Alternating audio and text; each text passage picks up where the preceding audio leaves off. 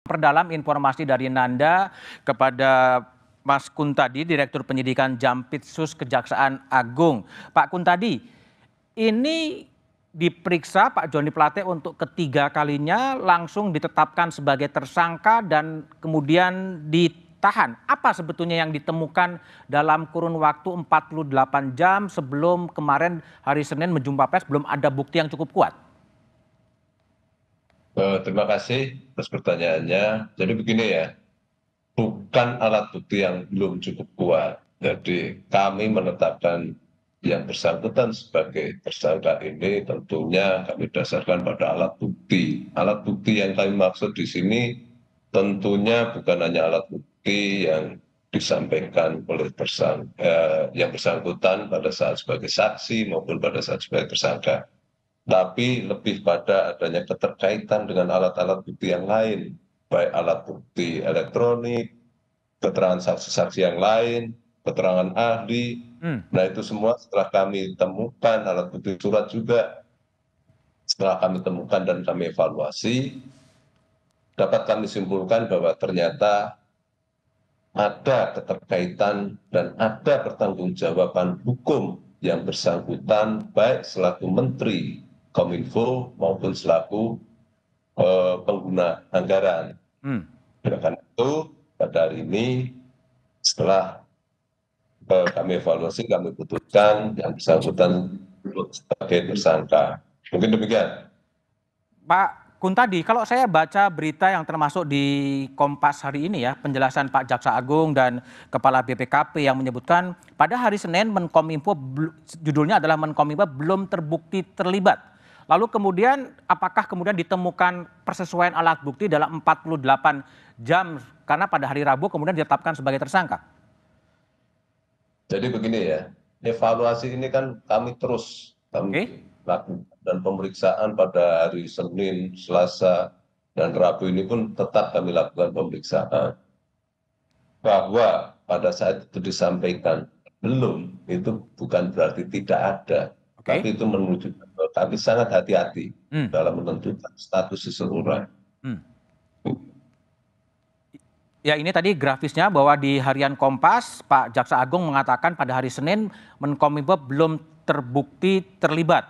Artinya memang ada ditemukan persesuaian alat bukti kesaksian pada hari Rabu ini ya Pak Kuntadi.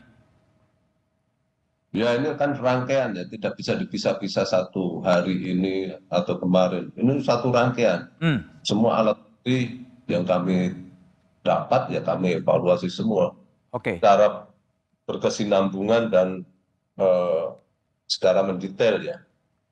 Oke. Jadi kalau kita masuk sedikit ke kasus, ini berarti ada kerugian negara 8 triliun dari proyek yang besarnya 10 triliun. Begitu Pak Kuntadi? Proyek itu sendiri sebenarnya terbagi dua, total sekitar 28 ya. Tapi yang terkait dengan ini anggaran 10 triliun sekian, saya lupa pastinya. Ya memang benar kerugian berdasarkan hasil penghitungan BPKP 8 triliun 32 miliar. Itu artinya apa? Kerugian negara itu uang yang kemudian tidak bisa dipertanggungjawabkan dari 10 triliun, 8 triliun tidak bisa dipertanggungjawabkan atau gimana sebetulnya? Ya, 8,32 itu uang yang secara hukum tidak bisa dipertanggungjawabkan. Itu bisa macam-macam, bisa karena markup-nya, bisa karena fiktifnya, dan sebagainya. Oke. Nanti kita lihat. Oke. Dan Pak Kuntadi, banyak juga sekarang spekulasi liar di berbagai media sosial. Apakah kasus ini betul-betul pure kasus hukum atau memang ada kaitannya dengan perkembangan dinamika politik terakhir di tanah air? wah, saya dapat pastikan penanganan perkara ini tidak ada sama sekali kepentingan politiknya. Oke. Kami melakukan penyelidikan perkara ini sudah dari bulan Juli tahun 2002. Hmm. Ya, penyidikan kami lakukan pada bulan Oktober 2002. Hmm. Artinya butuh waktu 4 bulan kami dari penyelidikan ke penyelidikan, dan butuh waktu 8 bulan kami baru menetapkan tersangka. Oke.